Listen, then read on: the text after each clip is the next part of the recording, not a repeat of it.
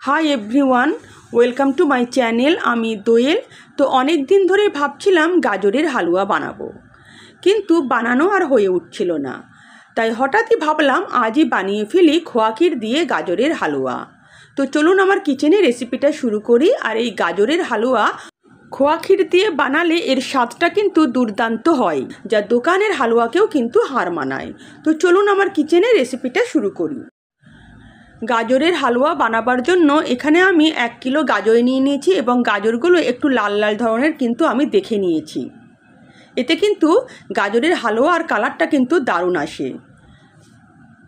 তো এই গাজরগুলোকে আমি ভালো করে জল দিয়ে ধুয়ে পরিষ্কার করে নিয়েছি। এবার এর খোসাগুলোকে আমি ছুরির সাহায্যে একটু করে ছাড়িয়ে নেব।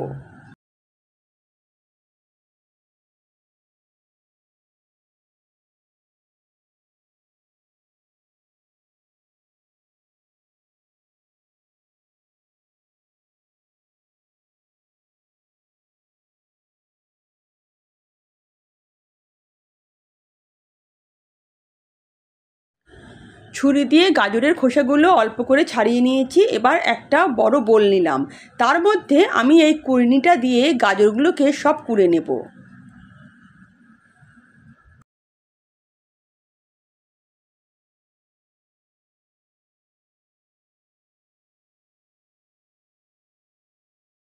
এইভাবে কুড়ে নিয়ে যদি গাজরের হালুয়া করা হয় তাহলে কিন্তু গাজরের হালুয়াটা দারুণ সুস্বাদু হয়। সব গাজরগুলোকে আমি কিন্তু কুড়নি দিয়ে এভাবে কুড়ে নিলাম। গ্যাস অন করে একটা বড় কড়াই বসিয়ে দিয়েছি। তার মধ্যে 1 টেবিল চামচের মতন আমি ঘি এখানে অ্যাড করে দেব। আপনারা চাইলে ঘিয়ের পরিমাণ বাড়াতেও পারেন, আবার কমাতেও পারেন। 2-3টে এলাচ আর দালচিনি আমি ঘিয়ের মধ্যে দিয়ে দিলাম এবং সামান্যক্ষণ এটাকে একটু ভেজে নেব। এরপর এর মধ্যে দিয়ে দেব কুড়ে রাখা গাজরগুলো। গাজরগুলোকে 4-5 মিনিট খুব ভালো করে ঘিয়ের সঙ্গে ভেজে নিতে হবে। এর ফলে গাজরের মধ্যে যে রস আছে সেই রসটাও শুকিয়ে যাবে এবং গাজরটাও কিন্তু অনেকটাই এই রসের মধ্যে রান্না করতে করতে সেদ্ধ হয়ে যাবে এবং গাজরের যে একটা কাঁচা ভাব সেটাও কিন্তু ভালোভাবে কেটে যাবে। গাজরটা ভাজতে ভাজতে অনেকটাই কিন্তু গাজরের রস বেরিয়ে আসবে। ওই রসটা যতক্ষণ না শুকিয়ে যাচ্ছে ততক্ষণ কিন্তু এভাবে গাজরটাকে ঘিয়ের মধ্যে ভাজতে হবে।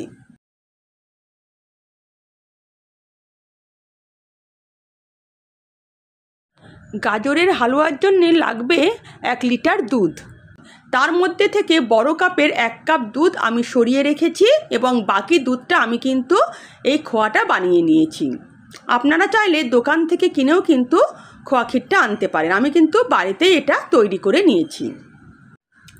5-6 মিনিট খুব ভালো করে আমি ঘিয়ের সঙ্গে গাজরটাকে কিন্তু ভেজে নিয়েছিলাম।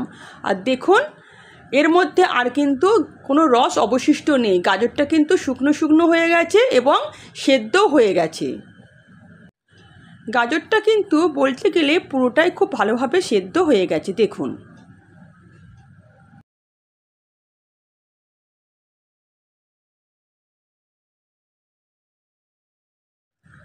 এর মধ্যে এবার দিয়ে দেব বড় কাপের 1 কাপ দুধ। দুধ দিয়ে ভালো করে নাড়াচাড়া করে গাজরটাকে এবার আমি সেদ্ধ হতে দেব, যাতে দুধের মধ্যে বাকি গাজরটা পুরো সেদ্ধ হয়ে যায়। কারণ অলরেডি কিন্তু গাজরটা সেদ্ধ হয়ে গেছে, আর যেটুকু সেদ্ধ হতে বাকি সেই দুধের মধ্যেই সেদ্ধ হবে।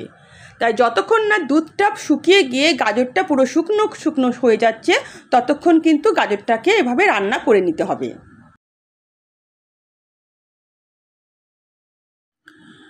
দুধ যখন ফুটে উঠবে তখনই কিন্তু আমি গাজর আর দুধের মধ্যে তৈরি করে রাখা খোয়া ক্ষীরটা দিয়ে দেব। তারপর দুধ, খোয়া ক্ষীর আর গাজরটাকে একসঙ্গে রান্না হতে দেব। ততক্ষণ রান্না হতে দেব যতক্ষণ না গাজরের হালুয়াটা পুরো শুকনো শুকনো হয়ে আসে। ভালো করে খোয়া ক্ষীরটাকে এবার আমি মিশিয়ে দেব।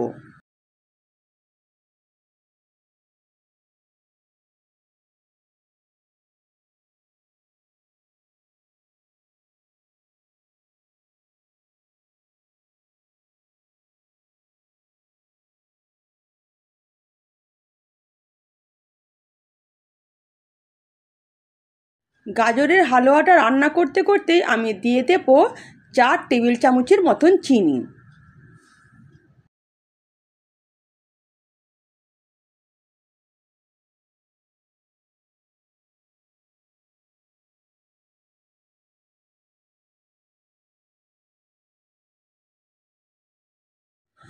চিনি দিয়ে ভালো করে একবার নাড়াচাড়া করে দেব। আর চিনি দেওয়ার ফলে কিন্তু এটা কিন্তু আরও একটু লিকুইডি হয়ে যাবে। দেখুন, এবার ভালো করে যতক্ষণ না গাজরের হালুয়াটা শুকনো শুকনো হয়ে যাচ্ছে ততক্ষণ কিন্তু এভাবে নাড়াচাড়া করতে হবে, না হলে কিন্তু তলায় লেগে যাবে। এই সময়ে দিয়ে দেব আমি কিছুটা কেটে রাখা কাজু কিশমিশ। ভালো করে এটাকেও নাড়াচাড়া করে দেব। তারপর এটাকে আমি একদম শুকনো শুকনো করে রান্না করে নেব।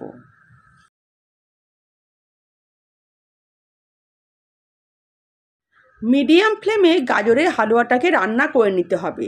আর দেখুন 35 মিনিট হয়ে গেছে এবং গাজরের হালুয়াটাও কিন্তু একটু শুকনো শুকনো হয়ে আসছে দুধটা মরে। তো এখনও আর একটু শুকনো করতে হবে, তার জন্য আরও একটু সময় ধরে আমি কিন্তু গাজরের হালুয়াটা নাড়াচাড়া করে নেব।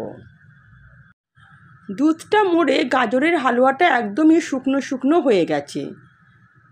এর থেকে কিন্তু আর শুকনো করার দরকার নেই। এবার আমি গ্যাসের ফ্লেম বন্ধ করে দেব এবং গাজরের হালুয়া আমার রেডি হয়ে গেছে। এটাকে আমি ঠান্ডা হতে দেব।